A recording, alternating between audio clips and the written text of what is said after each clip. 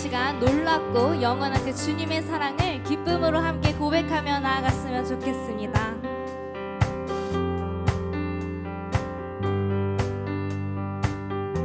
함께 고백합시다. 놀라운 주의 사랑, 놀라운 주의 사랑 영원하시도다.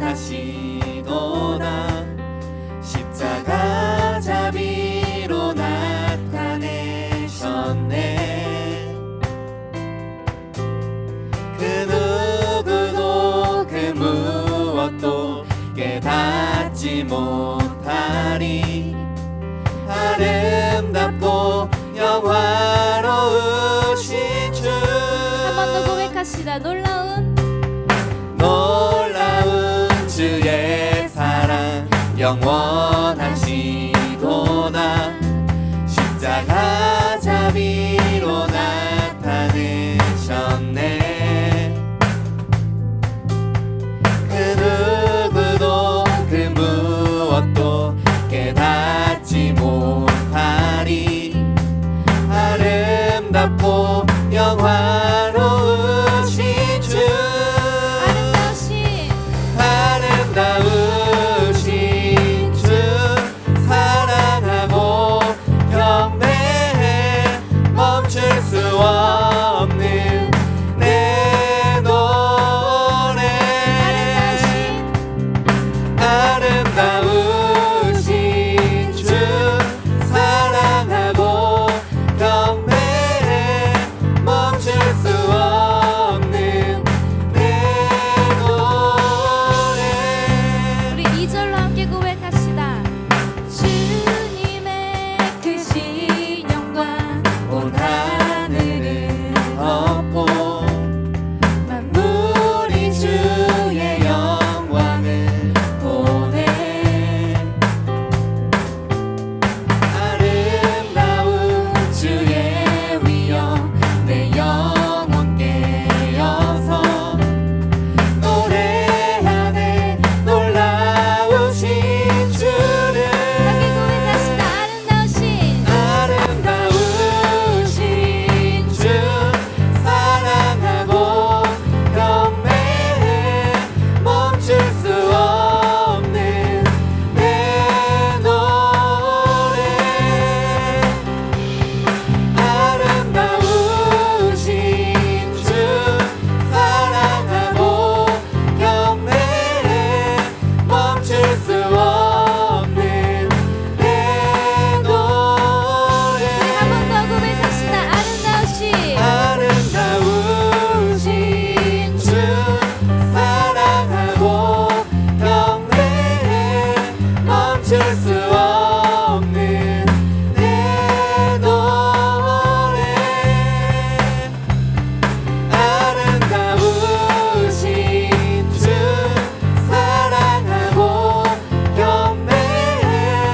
멈출 수 없는 내 노래. 이렇게 고백합시다. 주를 향해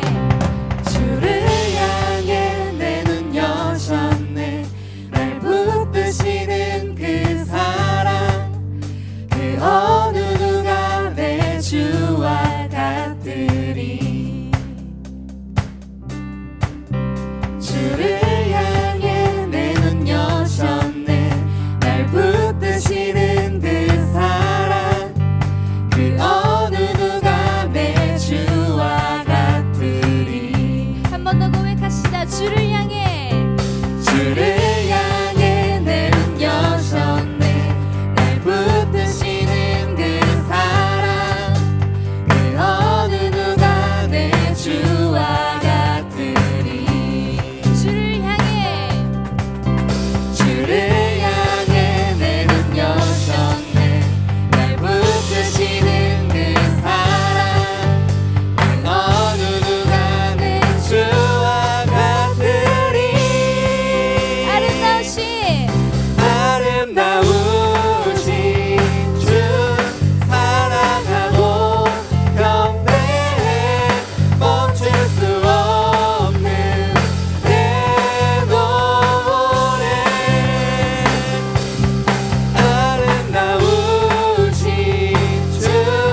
사랑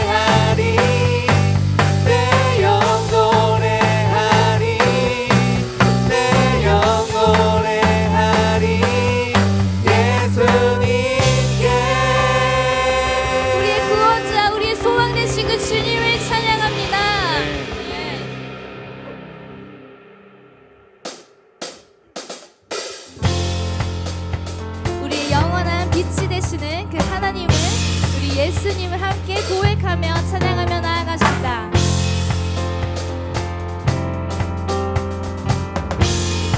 주의 선하심과 주의 선하심과 진실함을 담기 원해.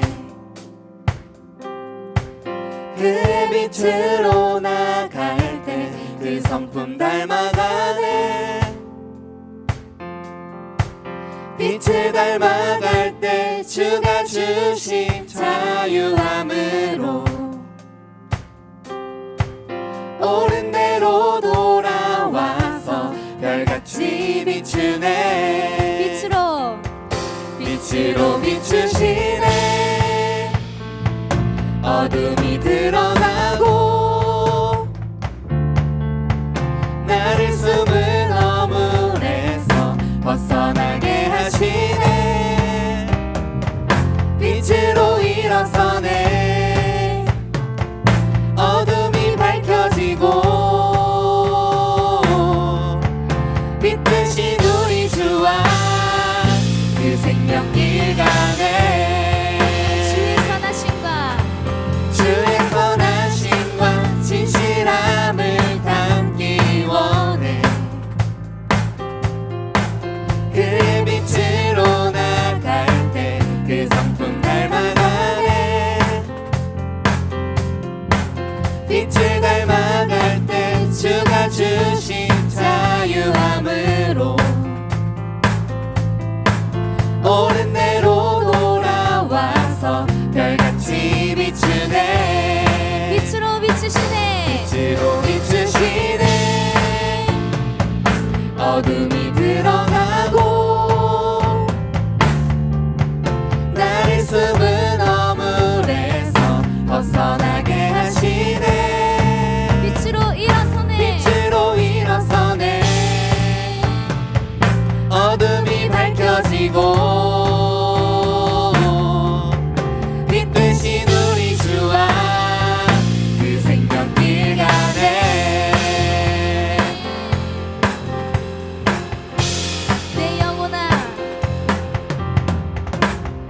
내 영혼아 일어나 주의 빛 발하라. 주의 영광이 우리 위에 임하였네.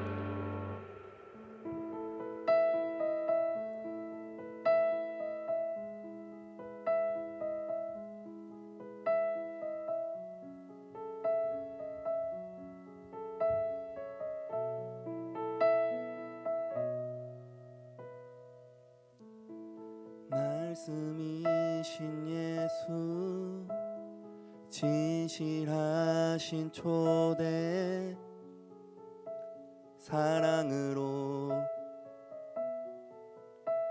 그 진리로 주께 와서 듣고 주님께 배우라 몸으로 보이신 예수께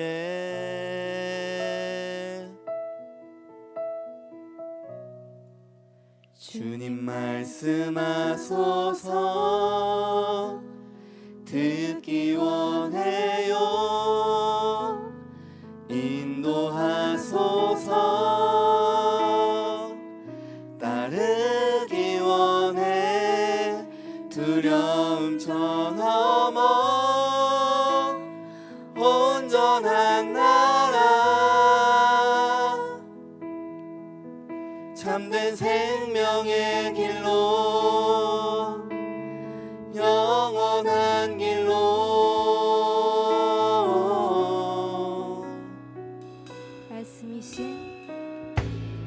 말씀이신 예수 진실하신 초대 사랑으로 그 진리로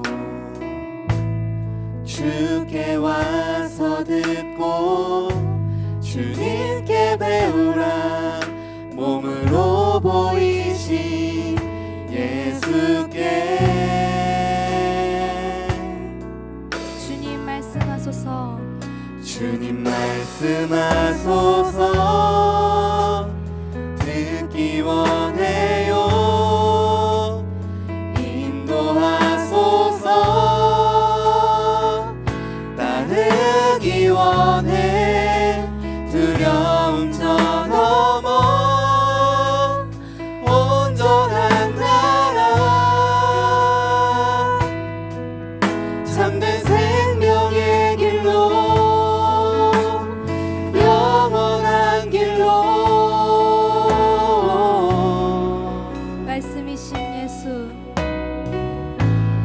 말씀이신 예수 진실하신 초대 사랑으로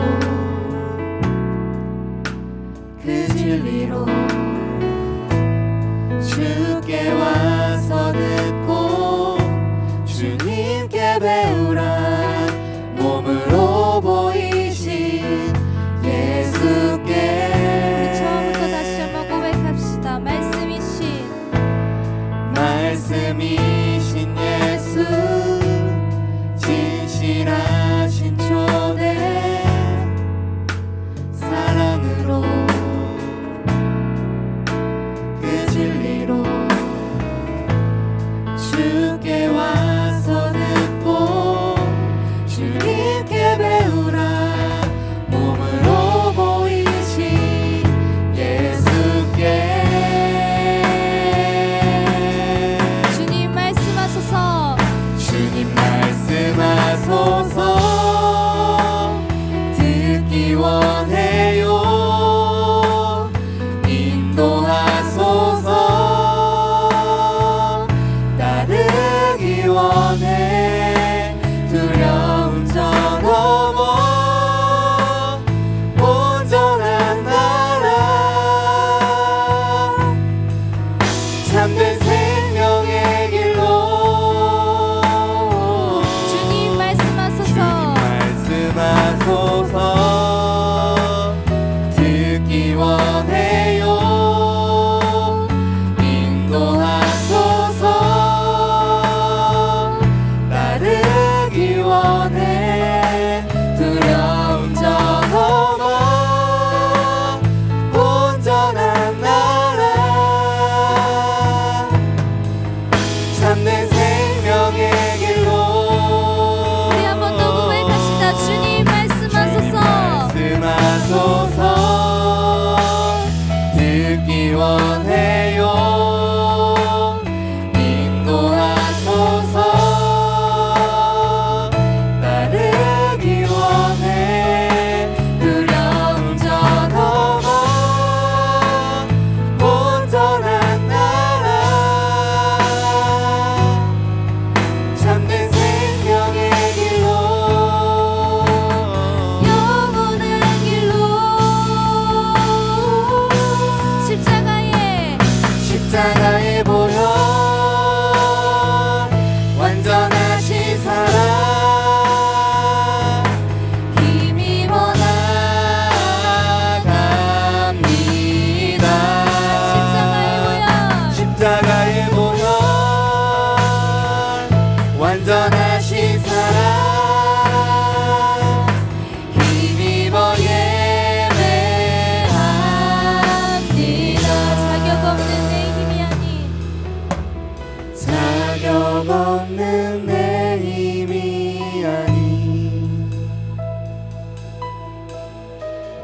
오직 예수님의 보혈로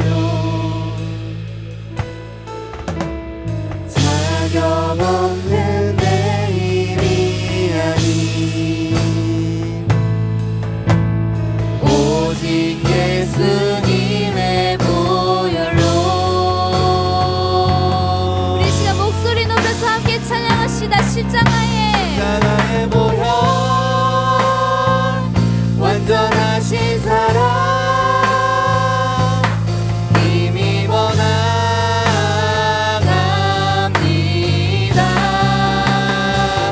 십자가의 보혈 완전하신 사랑 힘입어 예배합니다. 십자가의 보혈 완전하신 사랑 힘입어 나갑니다.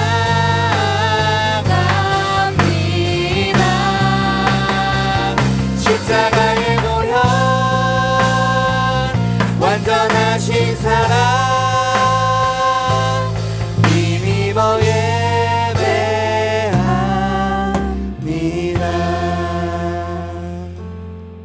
우리에게는 주님께 나아갈 수 있는 그 어떠한 자격도 없음을 고백합니다. 오직 예수 그리스도께서 우리 위에 흘리신 그 피값으로 우리가 앞으로 나아감을 고백합니다. 정말로 이것이 믿어지는 지혜와 마음을 우리에게 허락하여 주시옵소서. 그리하여서 헛된 것을 따랐던 우리의 삶을 돌이켜서 예수 그리스도의 인도하심을 따라 그 참된 생명의 길로 그 영원한 빛으로 나아가기를 원합니다. 말씀 전하시는 목사님과 함께하여 주시고 우리에게 주시는 그 생명의 말씀을 들을 때에 우리의 영혼을 깨워주셔서 예배 가운데 함께 하시는 그 주님을 보게 하여 주시옵소서. 우리 이 시간 함께 기도함으로 나아갑시다. 하나님 이 시간 함께 기도하며 나아갑니다. 주님, 우리가 그 말씀을 통하여서 아버지 정말 주님의 마음과 그 뜻을 알아가기를 원합니다. 우리가 헛된 것을 쫓았던 우리의 삶을 다시 한번 돌이켜 다시 한번 주님께서 허락하신 그 영원한 길로 그 참된 생명의 길로 나아가기를 원하오니 주님, 우리와 함께하여 주시옵소서. 우리에게 그 마음을 우리에게 허락하여 주시옵소서. 주님 앞으로 나아가게 하여 주시옵소서. 우리의 힘이 아니라 오직 그 예수님의 보혈로 나아가게 하여 주시옵소서. 시간 주님을 보게 하여 주시옵소서.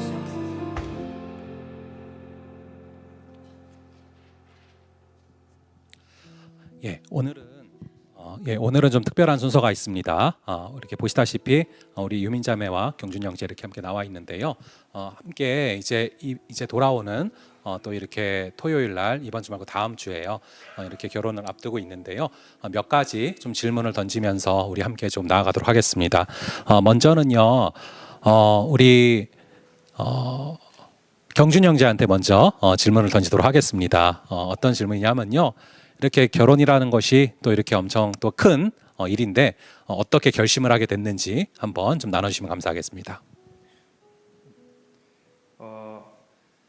저는 저희 아버지가 목사님이시고 상당히 조금 보수적이신 편인데 제가 이제 유민이를 처음 만난 건 20살 때였어요. 근데 그때 이제 유민이는 비신자였고 그래서 이제 조금 자연스럽게 저도 부모님께 약간 몰래 이렇게 교제를 시작하게 됐는데 그때 이제 제가 군대 들어가기 전에 부모님께 말씀을 드렸는데 부모님께서는 단호하게 이제 비신자랑은 안 된다라고 말씀을 해주셔서 그때 조금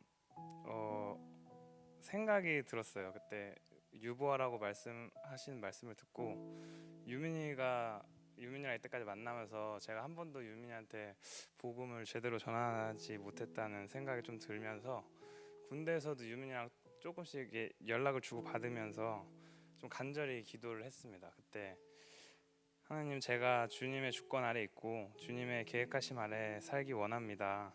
유민이와 저와의 만남이 주님의 계획하심이라면 꼭 만남을 다시 허락해 주세요 라고 좀 간절히 기도를 하면서 이렇게 전역을 했고 이제 그때는 이제 신앙생활을 시작했던 유민이와 함께 부모님께 다시 이제 말씀을 드리러 갔는데 아버님도 천천히 조금 마음을 열어주시고 허락을 이제 받고 교제를 시작하게 돼서 그런 과정을 좀 보면서 내가 아직 그래도 하나님의 계획하심 아래 있구나. 우리의 만남이 좀 하나님의 인도하신 가운데 진행이 되고 있구나라는 생각이 많이 들어서 좀 결혼을 결심하게 됐던 것 같습니다. 감사합니다. 짧게 요약하면은 결혼하고 싶어서 복음을 전했다. 예, 이렇게 요약할 수 있을 것 같고요. 우리 이제 자매한테 또 유민 자매한테 또 한번 질문하겠습니다. 지금까지 교제하면서 또 같이 똑같이 이렇게 결심하게 된 계기들이 있을 텐데 내가 생각하는 경준 형제의 장점은 이거라서 결혼을 결심했다. 이런 게 있으면 한번 나눠주세요. 네, 이제 연애 초반일 때 이제 전화나 이제 연락하는 게 엄청 중요하잖아요. 그런데 이제 저녁 시간에는 이제 제 예비 신랑이 자기 큐티랑 기도랑 성경 암송하는 시간이 정해져 있어서 이제 그때만큼은 이제 한 1시간 동안 연락이 되지 않는다라고 하는 모습을 보고 많이 본받을 점이라고 생각을 했었고, 그 덕분에 저도 이제 감사 기도를 드리는 것에 대해서 많이 습관이 돼서 그 점이 정말 큰 장점이라고 생각합니다. 감사합니다. 예, 그러면은 마지막으로요. 혹시 기도 제목이 있으시다면 여러분들도 함께 기도 제목을 나눠주시면 감사하겠습니다. 이제 세 가지 정도 이제 적었는데요. 첫 번째는 이제 첫걸음을 떼는 우리 부부가 하나님 안에서 하나님의 뜻을 이루는 믿음의 가정이 되길 원합니다. 두 번째는 어떠한 상황 속에서도 내 의지와 마음이 아닌 주님의 뜻을 항상 확인하고 기도하며 살아가는 가정이 되길 원합니다. 세 번째는 서로를 깊이 이해할 수 있는 마음으로 아낌없이 사랑하고 존중하며 복된 가정이 되길 원합니다. 예, 알겠습니다. 감사합니다. 예, 그럼 우리 함께 마음을 담아서 축복하는 시간 갖도록 하겠습니다.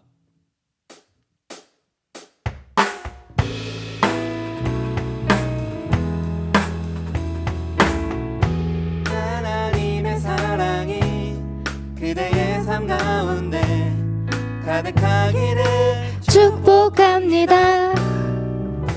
하나님의 은혜가 그대 가운데 가득하길 기도합니다.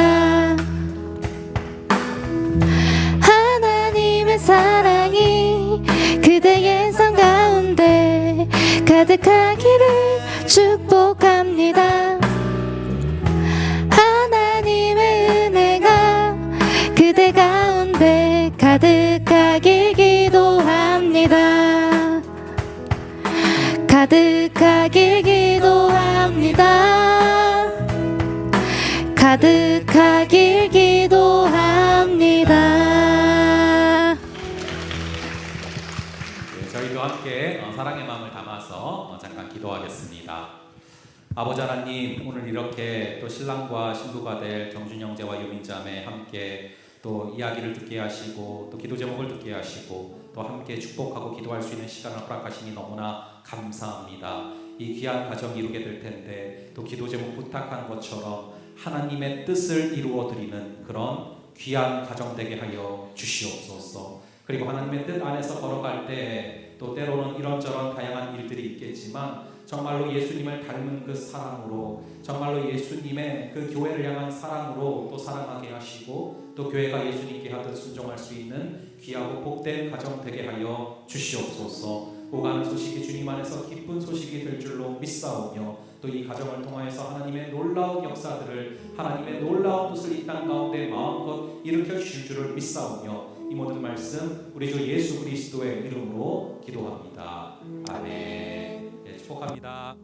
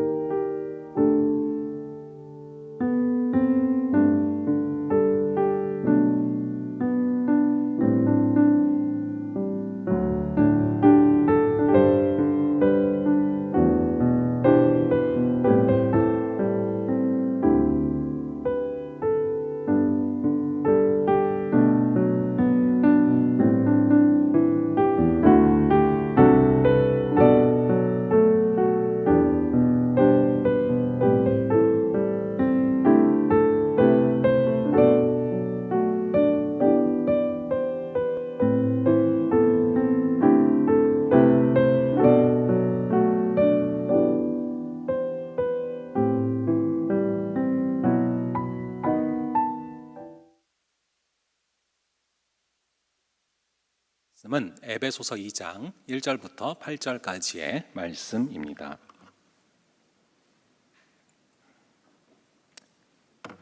에베소서 2장 1절부터 8절까지의 말씀입니다. 저희 함께 교독하도록 하겠습니다. 그는 허물과 죄로 죽었던 너희를 살리셨도다.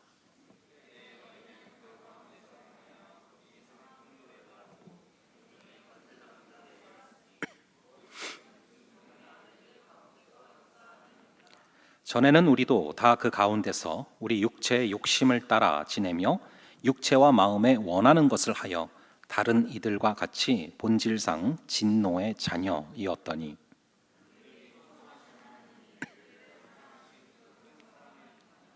허물로 죽은 우리를 그리스도와 함께 살리셨고 너희는 은혜로 구원을 받은 것이라.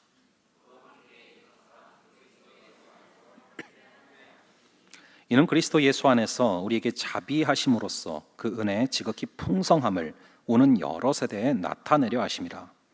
너희는 그 은혜에 의하여 믿음으로 말미암아 구원을 받았으니 이것은 너희에게서 난 것이 아니요 하나님의 선물이라. 아멘. 잠시 기도하겠습니다. 아버지 하나님, 오늘 또 우리로 하여금 이렇게 함께 모이게 하시고 또 함께 에베소 말씀 가운데 나아갈 수 있는 귀한 은혜를 허락하시니 감사합니다. 아버지 하나님, 우리가 우리 하나님께서 베풀어 주신 그 은혜로 말미암아 구원을 받게 되었고 하나님께서 은혜로 주시는 그 구원을 믿음으로 말미암아 받을 수 있다 말씀하셨는데 아버지, 이 시간이 두려움과 떨림으로 구원을 이루는 시간 되게 하여 주시고 또 이 시간을 통하여서 우리에게 믿음을 허락하사 주께서 허락하시는 말씀들을 온전히 받을 수 있는 그런 귀한 믿음을 허락하여 주시옵소서. 아버지 하나님, 오후 시간입니다. 육신적인 노곤함과 피곤함이 있다면 주여 불쌍히 여겨주시고 그 육신의 한계를 초월하는 성령의 능력으로 한 명 한 명 붙들어 주셔서 오직 주의 말씀으로 향할 수 있는 귀한 시간 되게 하여 주시옵소서.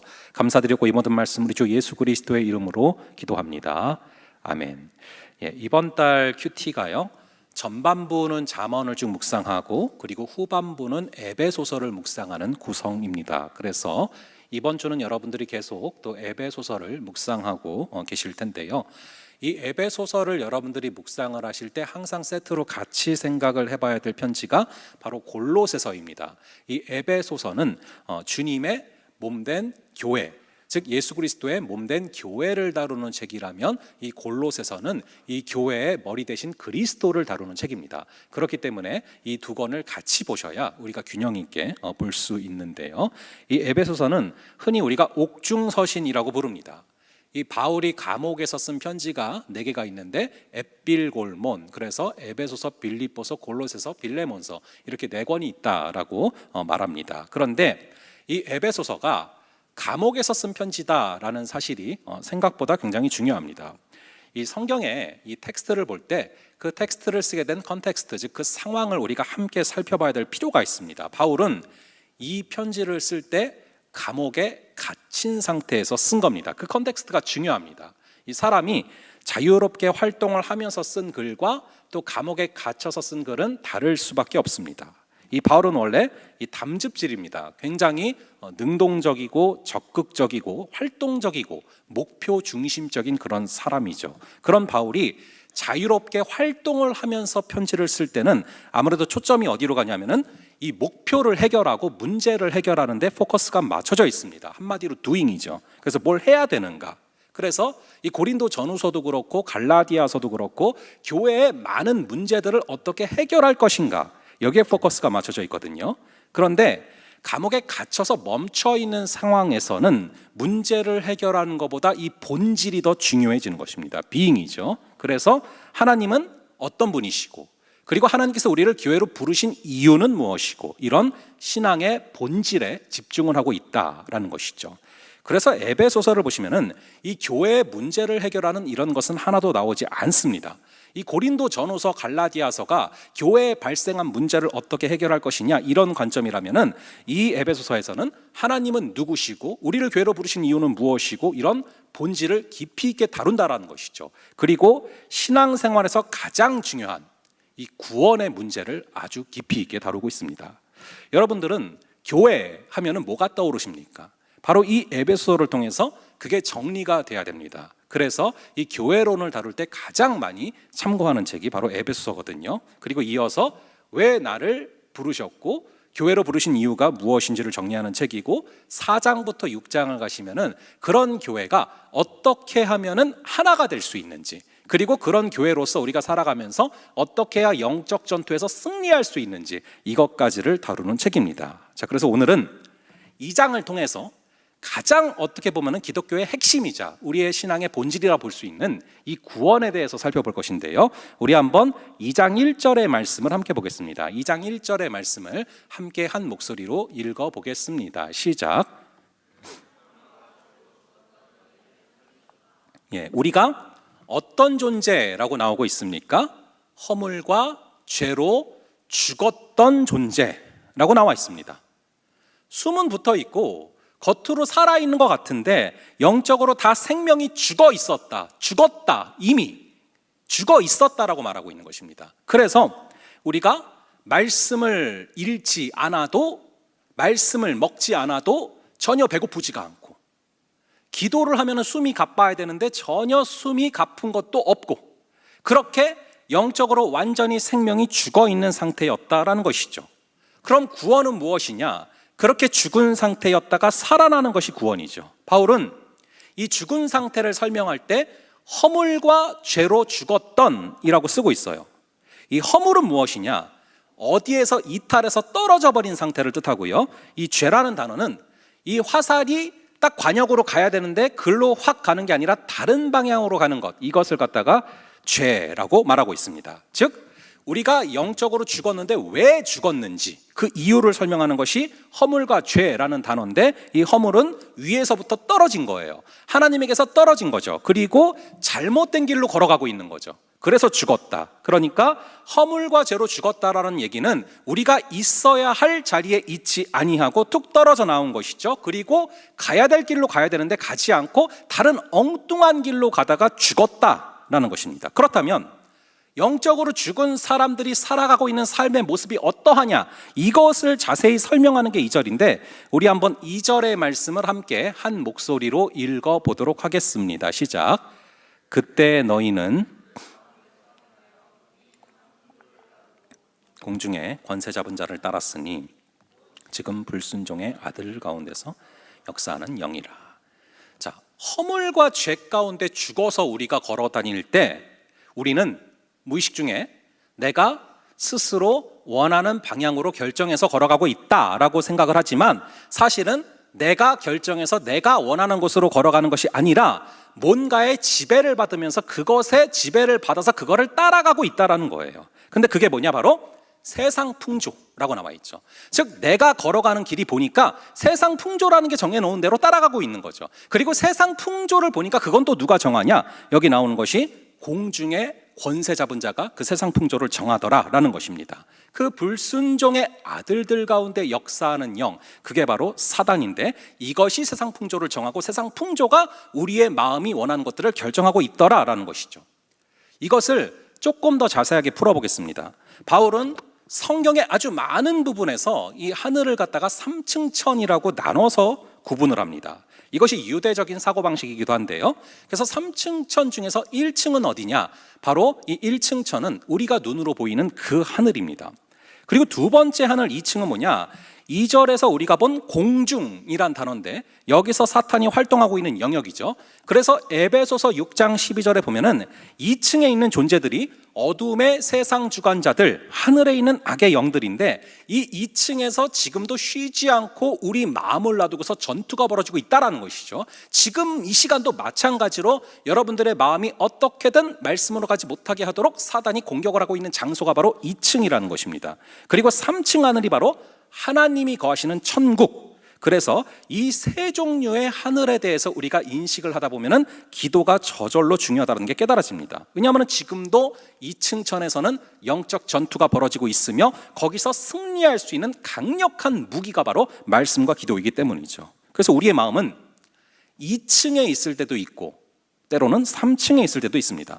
그래서 6절에 보시면, 오늘 본문 6절에 보시면 또 함께 일으키사, 그리스도 예수 안에서 함께 하늘에 앉히시고 라고 나와 있지 않습니까? 그러니까 우리가 그리스도와 동행하면서, 우리 예수 그리스도와 동행하면서 그분의 옆에 앉아 있을 때 우리는 몇 층에 있는 것입니까? 3층에 있는 것이죠. 그럴 때 우리의 적은 2층에 있기 때문에 우리를 건드릴 수가 없습니다. 하지만 우리가 하나님과 전혀 상관없이 마음대로 살아간다. 그럼 어떻게 됩니까? 2층에 있는 것이기 때문에 우리의 상태가 마치 에베소 2장 1절과 2절에 나오는 것과 흡사한 상태가 될 수 있다는 것이죠. 자, 그러면 다시 왜 죄와 허물에 빠지게 되느냐? 이 바울은 총 3가지로 이야기를 하는데요. 2절에 보시면은 세상 풍조가 나오고요. 그리고 불순종의 아들들 가운데 역사하는 영, 즉 사단이고요. 그리고 3절에 보시면은 육체의 욕심이라고 나옵니다. 그러니까 3 단어로 요약을 하자면은 세상과 사탄과 욕심 때문이죠. 우리는 흔히 내 자신이 굉장히 자주적이고 독립적이고 내 뜻대로 결정하면서 살아갈 수 있는 주체적 존재라고 생각하지만 절대 그렇지 않습니다. 3절에 보면은 인간은 본래적으로 우리의 육신과 마음이 원하는 것을 하면서 살아간대요. 그런데 이렇게 육신과 마음이 원하는 것을 하는데 이 육신과 마음이 원하는 방향이 있지 않습니까? 이상하게 끌리는 방향이 있지 않습니까? 가만두면 우리의 육신과 마음이 가려고 하는 그런 방향들, 그것을 누가 결정하냐? 놀랍게도 내가 결정하는 것이 아니라 아까 살펴본 것처럼 2절에 나오는 세상 풍조가 그것을 결정하고 있더라 라고 써져 있는 것이죠. 예를 들어서 자본주의 사회에서는 돈이 최고다, 돈이 전부다 라고 다 말을 하니까 모든 사람의 마음이 돈에 자극을 하고 돈에 반응을 합니다. 자, 그러면은 그러한 세상의 풍조는 누가 만들고 있느냐? 바로 9절에 나오는 것처럼 바로 이것을 결정하는 것은 공중의 권세 잡은 자, 즉 사단이라는 것이죠. 그래서 기억을 하시기 바랍니다. 우리는 독립적이지 않습니다. 절대로. 둘 중에 하나의 지배를 받는 거예요. 바로 예수 그리스도의 지배를 받던가 아니면은 사단의 지배를 받던가, 둘 중에 하나라는 것입니다. 그런데 우리 예수 그리스도께서는 정확하게 말씀을 하십니다. 나를 주인으로 섬겨라, 내가 주인이다 라고 말씀을 하시고 나의 말씀에 또 나의 다스림에 순종해라 라고 말씀하시죠. 하지만 이 사단은 절대로 내가 너를 지배한다라고 말하지 않아요. 교활하게 속입니다. 절대로 내가 너를 지배라고 말하지 않고요. 네 마음대로 해, 네가 원하는 대로 해, 네 마음이 가는 대로 해, 네 육신이 가는 대로 해, 그렇게 하는 게 좋지 않겠니라고 하지만 결국 그렇게 하다 보면은 누가 원하는 대로 가게 되냐면은 사단이 원하는 대로 가는 것입니다. 여러분, 이 교회에는 하나님이 사용하는 인생과 사단이 사용하는 인생이 다 모두 섞여 있어요. 하나님의 쓰임을 받는 인생도 있지만 자기도 모르는 사이에 무의식 중에 이 사단의 쓰임을 받는 인생이 있다라는 것입니다. 그래서 어떤 신학자가 이런 얘기를 했어요. 우리가 죄를 짓고 있을 때 그 죄가 잘못된 것을 알면서도 그것을 죄라고 생각을 하지를 않는다. 그 정도로 우리는 죄의 쾌락을 누리기를 좋아하는 사람이라는 것이죠. 이 인간의 심정 안에는 이 죄의 경향성이라는 게 있어서 그냥 놔두면은 저절로 죄 지는 쪽으로 기울어버리는 그게 본성이라는 것입니다. 그래서 우리가 깨어있지 않으면 나도 모르는 사이에 이 사단의 도구가 될 수 있다는 것이죠. 그래서 우리가 이 구절에 나오는 것처럼 육체의 욕심을 따라 산다고 했을 때 이 욕심이란 단어는 가치 중립적인 단어예요. 그러니까 이 욕심을 어떻게 쓰느냐에 따라서 좋은 걸 수도 있고 나쁜 걸 수도 있다는 것입니다. 이 기독교는 욕구 자체를 나쁘다고 생각하지는 않습니다. 그래서 이 갈라디아서 5장에 보면은 성령의 욕구가 있고 육체의 욕구가 있다라고 정확하게 나옵니다. 그렇게 우리가 갈망을 느끼도록 하셨는데 중요한 것은 그 갈망이, 그 욕구가 언제 문제가 되느냐? 바로 죄와 결합하게 될 때, 그때 바로 문제가 되는 것입니다. 이 식욕이라는 것은 나쁜 게 아니죠.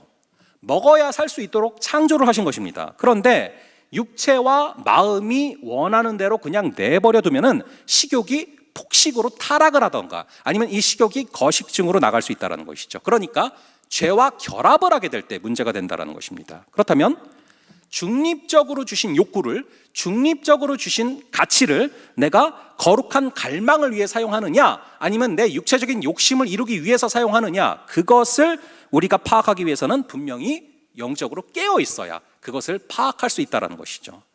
이 세상의 풍조와 욕심 가운데는 분명히 사단의 역사가 있습니다. 이걸 잘 기억을 하셔야 돼요. 2절에 보니까 사단을 갖다가 어떻게 써놨습니까? 역사하는 영이라고 써놨거든요. 우리 다시 한번 2절 볼게요. 다시 한번 오늘 본문의 2절을 함께 읽어보겠습니다. 시작. 그때 너희는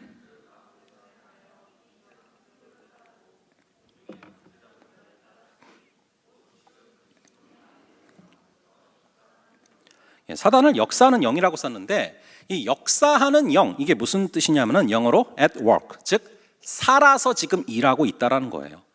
성령님만 역사하시는 게 아니라 사단도 역사하고 있습니다. 사실 이 세상에서도 이 사단의 존재를 아는데 우리만 모르고 우리만 별다른 관심이 없어요.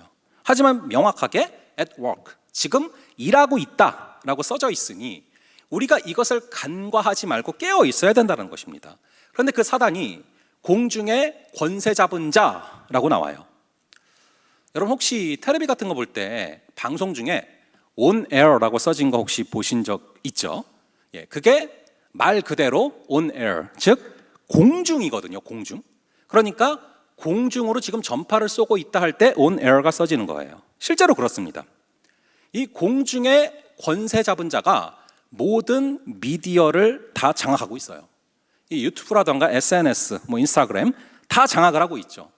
그래서 사람들이 거기에 다 파묻혀서 정신이 없다라는 것들을 사실 굳이 설명하지 않아도 여러분들이 잘 아실 겁니다.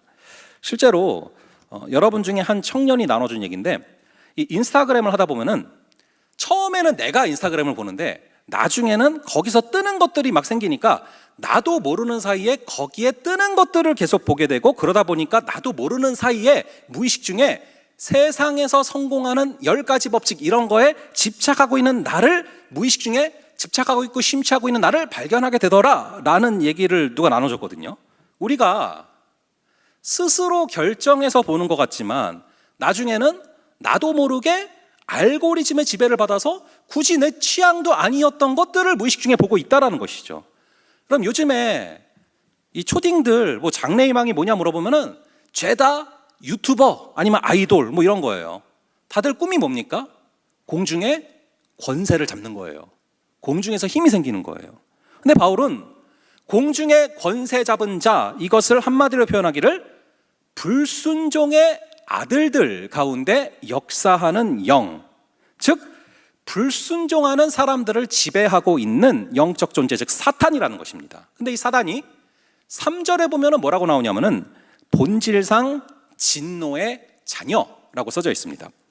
이 사단은 자신을 찬양하고 자신을 높이려다가 땅으로 떨어진 루시퍼잖아요. 그래서 이 사단의 마음의 상태는 늘 분노예요. 늘 분노에 차 있습니다. 그래서 진노의 자녀들을 입양을 하기 시작을 해요. 자신이 분노에 차 있기 때문에 기회만 되면은 사람들을 붙잡고 분노를 학습시키는 것입니다. 그래서 사단은 늘 사람들로 하여금 분노를 하도록 만들어요. 사람을 다독이고 위로케 하고 평안케 하는 게 아니라 그저 기회만 되면은 사람들로 하여금 분노하도록 만들어버리는 거죠. 그래서 마음에 분노가 계속 쌓여요. 그러다가 분노가 폭발하기 직전까지 가면은 다른 사람을 죽이든지 자신을 죽이든지 하는 겁니다. 그게 오늘날 사회에서 벌어지는 비극이거든요. 근데 더 치명적인 것은 뭐냐 하면은 사단이 굳이 유혹을 하지 않고 자극을 하지 않는 순간에도 우리가 알아서 죄를 짓고 알아서 방탕하게 지낸다는 게 더 큰 비극이에요. 여러분 계시록 20장에 보시면 곡과 마곡의 전쟁이 나옵니다. 아마겟돈 전쟁이라고도 불리는데요.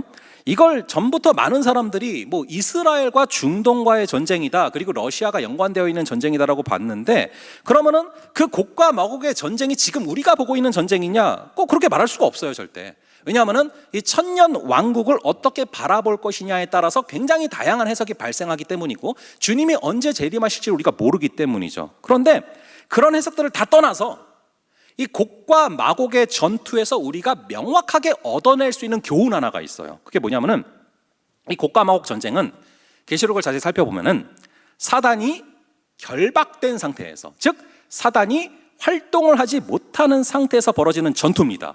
그러니까 전쟁이라는 것이 꼭 사단이 뭐 부추기고 사단이 막 유혹하고 그래서 벌어지는 게 아니라는 거죠. 사단이 심지어 활동을 안 한다고 할지라도 사람들 안에 있는 그 욕심이 자극하고 그 욕심이 결국에는 잉태해서 죄를 낳고 죄가 장성한 즉 사망을 낳고 그래서 전쟁들이 발생한다는 겁니다. 그러니까 이 욕심이라는 것이 얼마나 최악의 결과를 가져오는지를 명확하게 말을 하고 있는 거죠. 그러니까 우리가 뭐 사단을 핑계댈 필요도 없다라는 거예요. 그렇게 우리 안에 욕심이라는 게 무섭다라는 것입니다. 그렇게 허물과 죄로 죽은 비참한 우리의 상태를 묘사한 게 3절까지 기술된 상태예요. 그런데 4절에 가니까 뭐라고 말씀을 하십니까? 우리 한번 4절의 말씀을 함께 한 목소리로 읽어보도록 하겠습니다. 시작.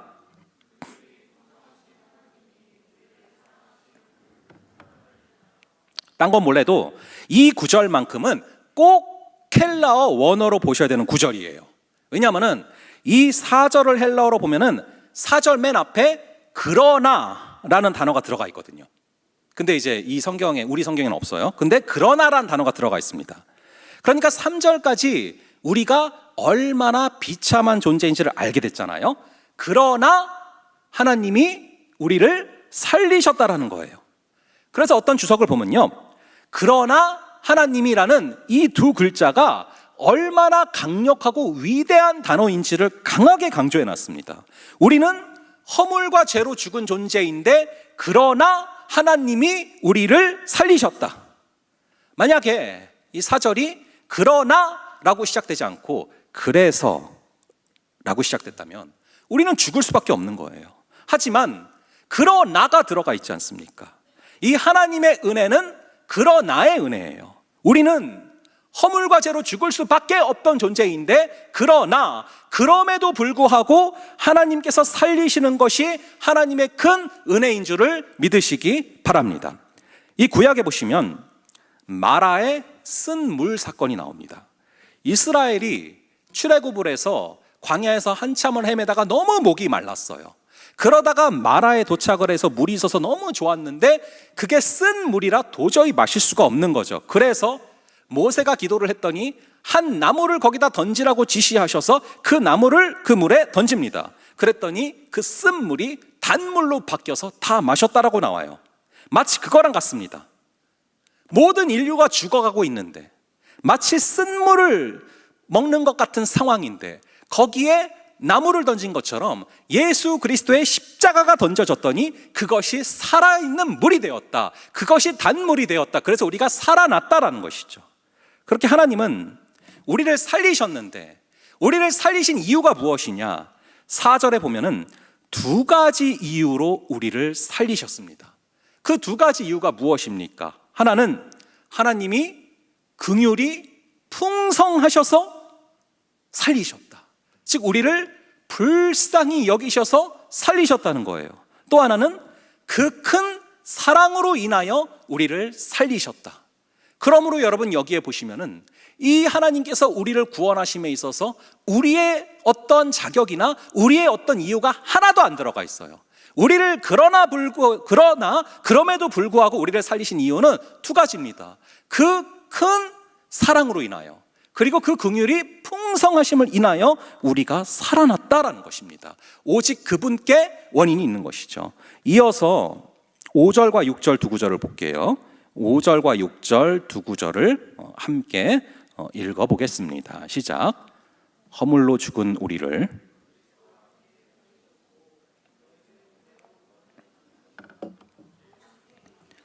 그리스도 예수 안에서 함께 하늘에 앉히시니.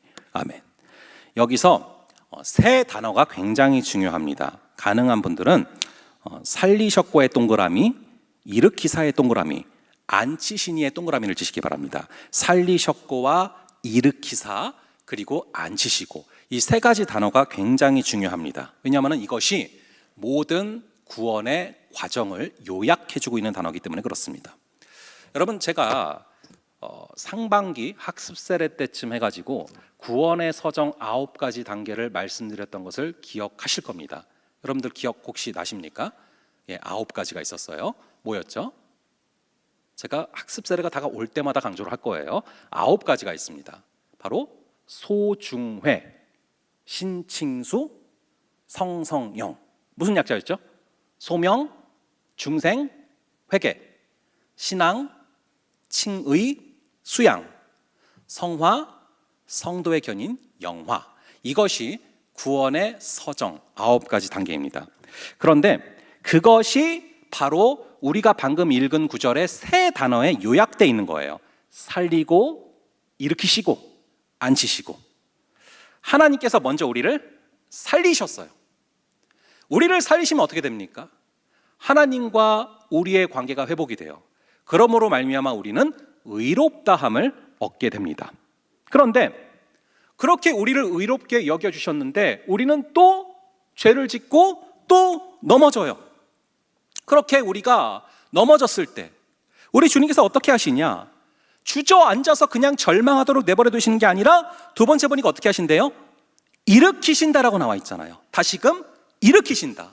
그래서 살리셨지만 우리가 또 넘어졌을 때 다시 일으키신다. 그래서 낙심하지 말고 다시 일어서라 말씀하신다는 겁니다. 이렇게 세우시죠.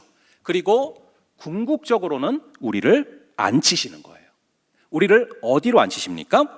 하늘에 처소를 만드시고, 쉽게 말하면 하늘에다가 우리가 거할 집을 만드시고, 그리고 결국에 나중에 거기에다가 우리를 앉히신다라는 거죠. 그래서 영화되는 것입니다. 영광스럽게 된다라는 것이죠. 그래서 살리시고 일으키시고 앉히시고, 이것이 구원의 서정이란 말이죠. 그런데 여기서 여러분들이 이 구절을 자세히 보시면은 살리시고 일으키시고 앉히시고 라는 세 단어에 공통적으로 붙어있는 단어가 하나 있어요. 그게 뭐죠? 한번 찾아보세요. 살리시고 일으키시고 앉히시고, 이 세 단어에 공통적으로 붙어있는 단어가 있는데 그게 뭐냐면 바로 함께라는 단어입니다. 야심차게 대답해 주셨는데 감사해요. 근데 함께입니다. 함께. 자, 그러니까 구원의 서정은 여러분이 혼자 할 수 있는 일이 아니라는 거예요. 오직 그리스도와 함께 살리시고, 그리스도와 함께 일으키시고, 그리스도와 함께 앉히신다라는 것이죠. 그게 바로 구원이라는 것입니다. 그러므로 여러분, 이 그리스도가 없이는, 우리 예수 그리스도가 없이는 우리는 이 구원에 있어서 아무것도 스스로 할 수 있는 것이 없다라는 거예요. 그래서 그리스도와 함께 살리시고 함께 앉히시고 함께 일으키시는 이 과정 가운데 있기 때문에 마찬가지로 이 구원의 과정은 나 혼자 이루어낼 수 있는 게 아니라 하나님이 허락하신 공동체와 함께, 여러분들께 허락하신 그 지체들과 함께 이 구원의 과정들이 이루어난다라는 것입니다. 그리고 무엇보다 가장 중요한 것은 그리스도와 함께 가야 이 서정들이 온전히 이루어질 수 있다라는 것이죠. 그리스도가 없이는 불가능하다는 것입니다. 그래서 이 찰스 스펄전 목사님은 이런 표현을 썼습니다. 구원을 나 혼자 나의 힘으로, 나의 선행으로 이룰 수 있다라고 생각하는 것은 마치 커다란 종이배를 만들어서 그 종이배를 타고서 대서양을 건너려는 것보다 훨씬 어리석은 일이다. 맞는 말이죠. 여러분, 우리가 수영을 아무리 잘한다고 해도 뭐 한강 정도를 건너면 거면 모를까, 이 수영을 아무리 잘하는 사람이 있다고 해도 그 사람이 대서양을 건널 수 있는 사람이 있겠습니까? 불가능한 것이죠. 그래서 이렇게 구원이라는 것은 본질적으로 인간이 스스로 할 수 있는 일이 아니다라는 것입니다. 오직 구원은 무엇으로 받게 됩니까? 여러분, 무엇으로 구원을 받을 수 있습니까? 이 내용들을 보면 그렇죠. 믿음으로. 근데 엄밀하게 말하면 믿음으로 받는 것보다 사실은 엄밀하게 말하면 은혜로 받는 거예요. 그분의 풍성하신 긍휼하심, 그리고 그 큰 사랑으로, 그 은혜로 받는 것입니다. 여러분, 믿음이라는 게 그렇습니다. 우리가 구원을 믿음으로 받는다라고 생각할 수 있어요. 그런데 사실 아까 구원의 서정 9가지 단계를 보면은 믿음은 몇 번째냐면은 소중회 신, 이 신앙이 믿음이에요. 그러니까 4번째 단계에 불과해요. 그 앞에 더 있다라는 것이죠. 여러분, 마치 이것과 같습니다. 여러분들이 밤에 한밤중에 이제 방에서 불을 켜려고 해요. 어두워서. 그럼 뭘 켜죠? 스위치를 켜지 않습니까? 근데 스위치를 킨다고 불이 들어오는 것 같지만 사실은 자세히 보면은 벽면 안으로 스위치와 여러 전선들이 연결되어 있어서 결국 어디까지 도달하냐? 변전소와 연결이 되니까 결국에는 전기가 들어오는 거예요. 근데 믿음이라는 것은 마치 스위치를 누르는 거랑 흡사합니다. 아무리 스위치를 눌러도 그 전선들이 벽으로 연결돼서 결국에는 변전소와 연결되어 있지 않다면 불이 들어올 수가 없죠. 마찬가지로 오직 주의 은혜라는 그 광맥을 통해서만 구원이 들어올 수 있고 그 과정 가운데 역할을 하는 것이 우리의 믿음이라는 것이죠. 우리 한번 7절의 말씀을 보겠습니다. 7절의 말씀을 한번 함께 읽어보겠습니다. 시작. 이는 그리스도 예수 안에서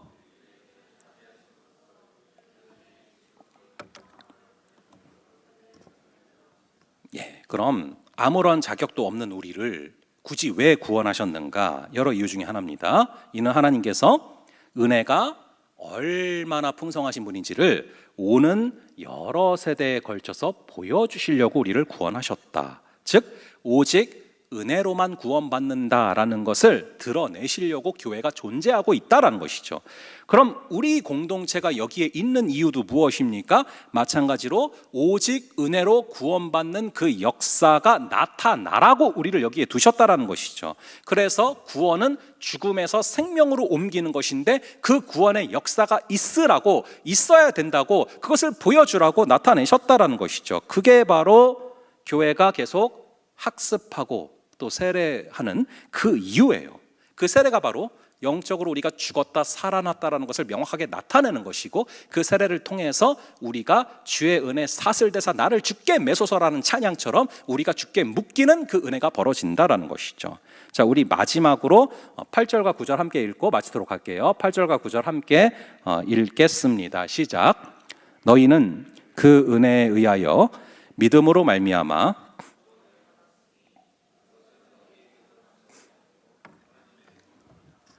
행위에게 선한 것이 아니니 자랑하지 못하게 함이라.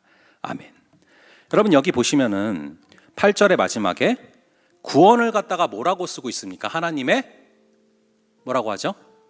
선물이라고 말하고 있어요. 구원은 하나님의 선물이다. 여러분 이 선물이라는 것은 말 그대로 주는 사람 마음이에요. 선물을 받는 사람이 정하는 게 아니에요. 받는 사람이 쟁취적으로 얻어내는 게 아니에요. 이 선물은 주는 사람 마음이고 주는 사람이 주고 싶은 대로 주시는 것이죠. 그런데 하나님께서 이 구원을 선물로 주셨어요. 그 얘기는 이 선물은 주는 사람 마음이셔서 하나님께서 은혜로 주신 것이지 우리가 어떻게 해서 얻어낼 수 있는 게 전혀 아니었다라는 것입니다. 여러분들이 에베소서 1장 4절에 본 것처럼 창세 전에 그분께서 구원할 자들을 택하셨대요. 여러분들이 창세 전에 뭐 하고 있었던 게 있습니까? 우리가 창세 전에 구원받을 만한 성경을 많이 그때 읽고 있었습니까? 아니면 기도를 열심히 했습니까? 아니면 선행을 했습니까? 우리가 창세 전에 하나님이 구원받을 자들을 택하시고 그래서 우리가 여기 앉아 있는데 여기에 있어서 이것은 하나님의 전적인 선물이지 내가 할 수 있었던 것이 아무것도 없었다라는 것이죠. 그래서 구원은 하나님의 선물이라는 것입니다. 내가 결정해서 내가 원해서 받는 게 아니었다라는 것이죠. 그럼 선물을 받는 사람의 태도는 어떠해야 됩니까? 그 선물을 주실 때 이것에 대해서 감사함으로 받는 거예요. 그래서 구원은 하나님께서 은혜로 우리에게 주시는 것이지만 받는 사람의 입장에서는 두 손을 펼쳐서 감사함으로 받는 것, 이것을 믿음이라고 합니다. 그래서 하나님 편에서는 은혜로 주시지만 우리의 편에서는 이것을 믿음으로 받아야 된다라고 말씀하고 있는 것이죠. 은혜에 의하여 주어진 구원을 믿음으로 말미암아서 받는다. 마찬가지 우리의 삶의 원리들이 그렇습니다. 이번 한 주간도 하나님께서는 그분의 풍성하신 사랑으로 인하여서 그 큰 사랑으로 인하여서 그 긍휼의 풍성하심으로 인하여서 분명히 여러분들에게 놀라운 역사들을 이미 준비하고 계시고 은혜로 부어주실 줄을 믿으시기 바랍니다. 그분은 은혜로 우리에게 삶을 허락하시는데 그것을 우리가 받아내는 것은 믿음으로 받아내야 된다는 것이죠. 우리 주님께서 허락하시는 그 믿음으로 말미암아 주께서 허락하시는 구원의 역사들을 그것을 믿음으로 받는 그런 한 주 되시기를 간절히 바랍니다. 우리 함께 믿음이 없이는 함께 좀 찬양하면서 나아가도록 하겠습니다.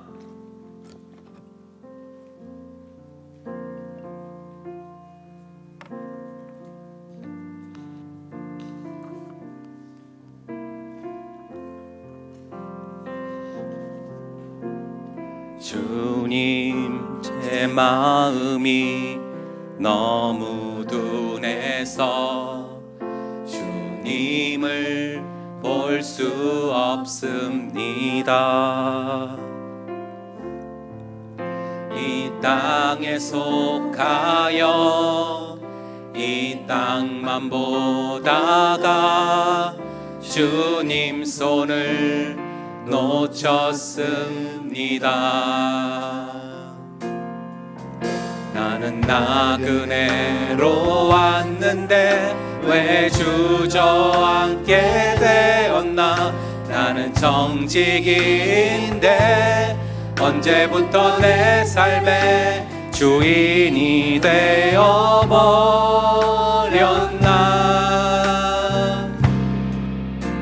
믿음이 없이는 기쁘시게 못하나니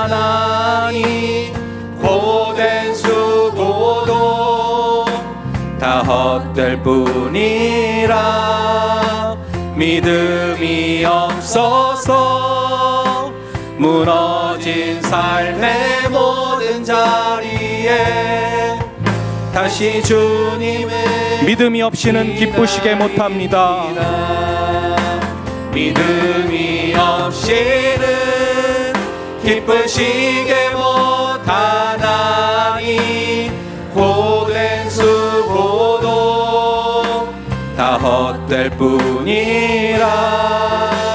믿음이 없어서 무너진 삶의 모든 자리에 다시 주님을 기다립니다.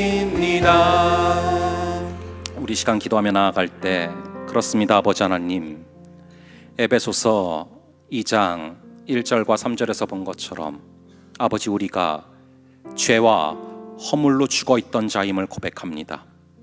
내 육체와 마음이 원하는 대로 살아가면서 그것이 내 마음대로 살아가고 있는 거라고 착각했지만 알고 보니 그 배후에, 그 뒤에 세상 풍조가 그것을 결정하고 있었고, 또 세상 풍조의 뒤에는 불순종의 아들들 가운데 역사하는 영이 있어서 내 육체와 마음이 원하는 대로 살아간다고 했지만 그것이 내 마음대로 살아갔던 게 아니요, 사단이 결정한 세상의 풍조를 따라 살아갔던 것이며, 그래서 죄와 허물로 죽어서 영적인 생명으로 죽어있던 우리임을 고백합니다.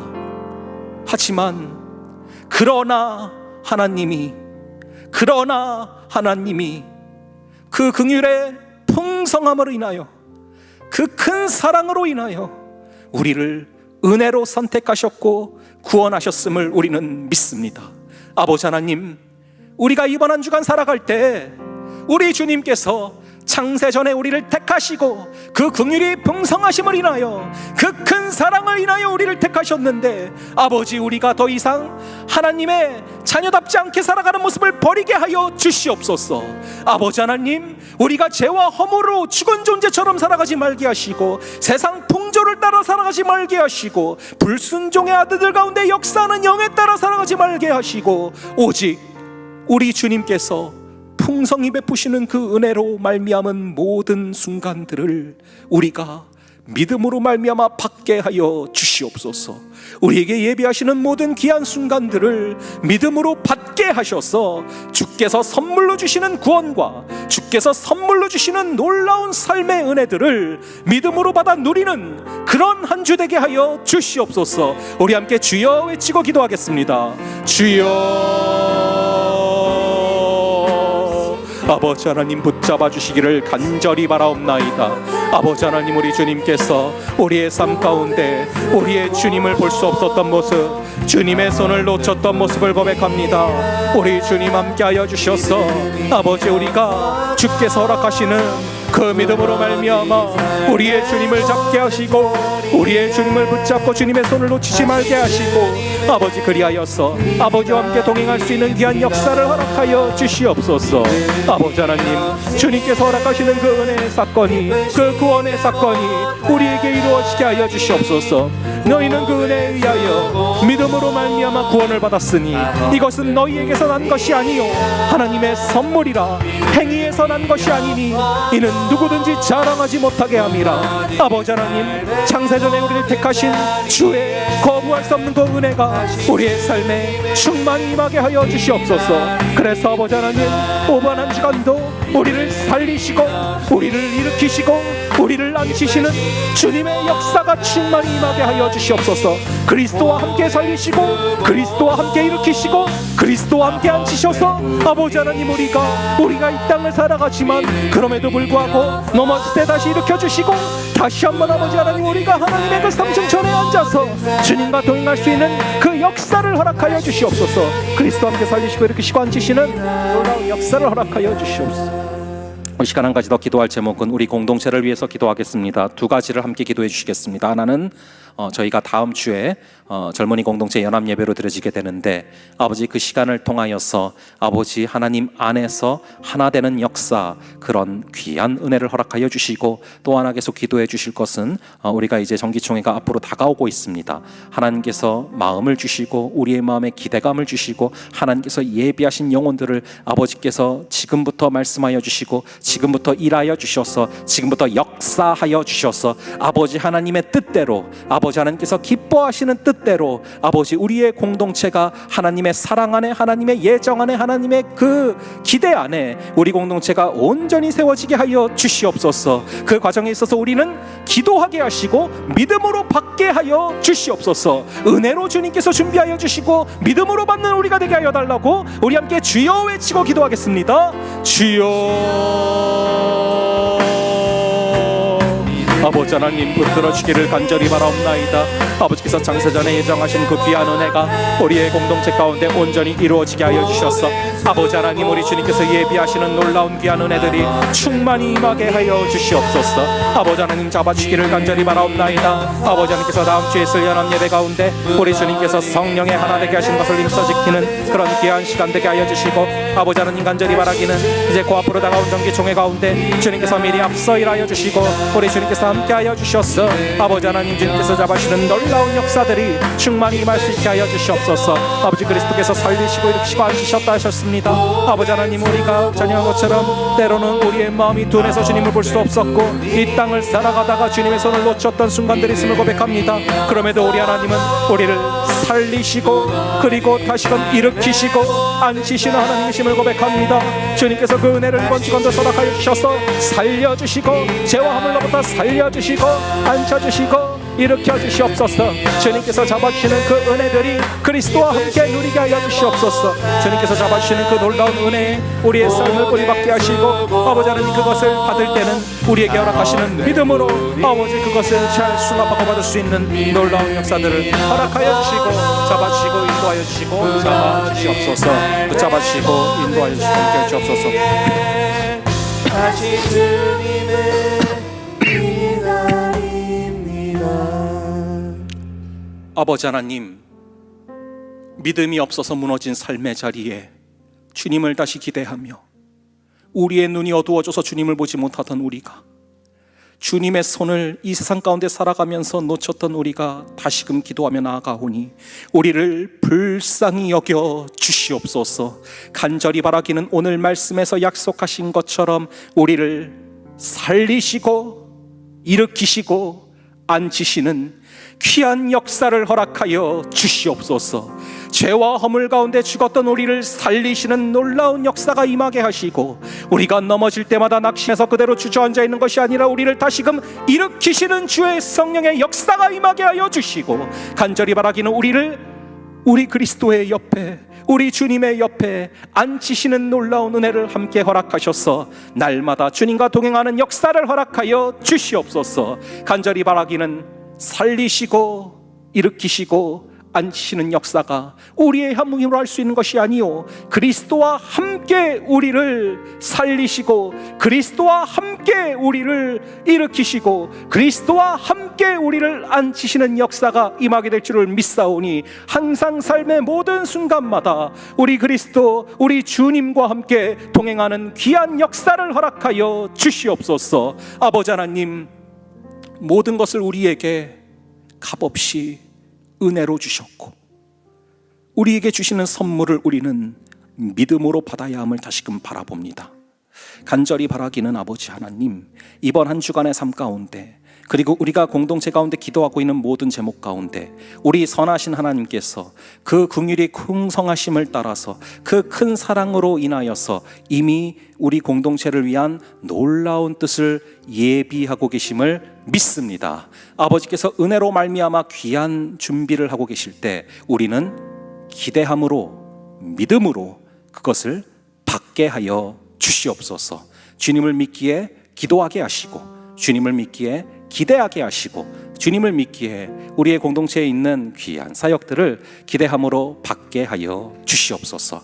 이번 한 주간도 우리를 살리시고 일으키시고 앉히시는 귀한 역사를 허락하여 주실 줄을 믿사오며 이 모든 말씀 우리 주 예수 그리스도의 이름으로 기도합니다. 아멘. 이 시간 잠시 들으신 말씀 생각하면서 또 기도 가운데 주신 마음들 묵상하는 시간을 2분 정도 갖도록 하겠습니다.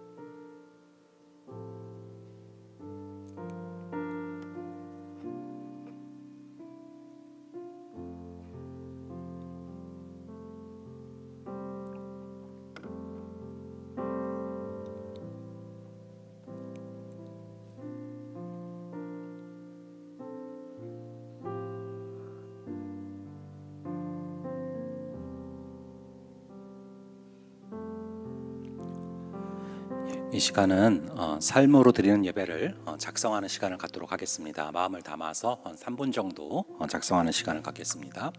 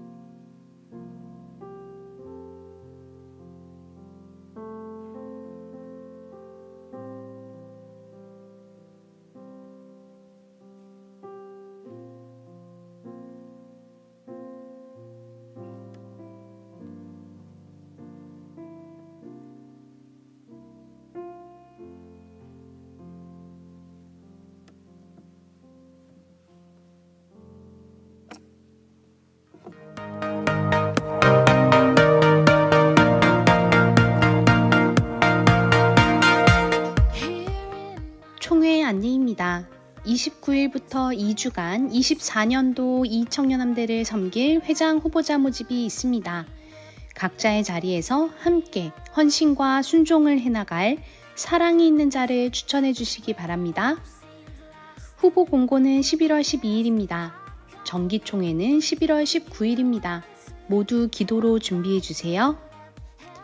예배 후 하나님 나라와 의를 구하는 킹덤 기도회가 6시 10분부터 함대쉼터에서 진행됩니다. 함대 여러분들의 많은 참여 바랍니다. 세례식 안내입니다. 학습 세례 입교 유아 세례가 11월 5일 2부 3부 예배 시에 진행됩니다. 담당 교역자에게 신청해 주세요. 교육 및 문답은 각 부서 정한 시간에 진행됩니다. 이것으로 광고를 마칩니다. 말씀으로 무장하여 세상으로 나가는 청년함대원들을 응원합니다. 예, 두 가지 정도 광고하고요. 기도로 마치도록 하겠습니다. 우선 여러분들 보신 것처럼 학습 세례가 이제 준비되고 있고요. 그래서 여러분들 혹시나 또 신청 못한 분들 있다면은 말씀해 주시면 되겠습니다. 그리고 광고에 나오는 것처럼 이제 우리가 정기총회가 앞으로 다가와 있는데요. 후보 공천 이 부분들이 다음 주부터 여러분들 가능하니까 회장한테 용지를 받아서 거기다 이제 신청하셔서 제출해 주시면 되겠습니다. 기도로 예배를 마치겠습니다. 지금은 우리 주 예수 그리스도의 은혜와 아버지 하나님의 극진하신 사랑하심과 성령 하나님의 감화, 감동, 교통, 위로 충만케 하시는 역사가 오직 은혜로 우리를 구원하신 그 하나님께서 우리를 살리시고 일으키시고 앉히시며 우리를 끝까지 승리케 하실 것을 믿고 나아가기로 다짐하는 여기에 모인 모든 지체들 머리 위에 지금부터 영원까지 함께 있을지어다. 아멘.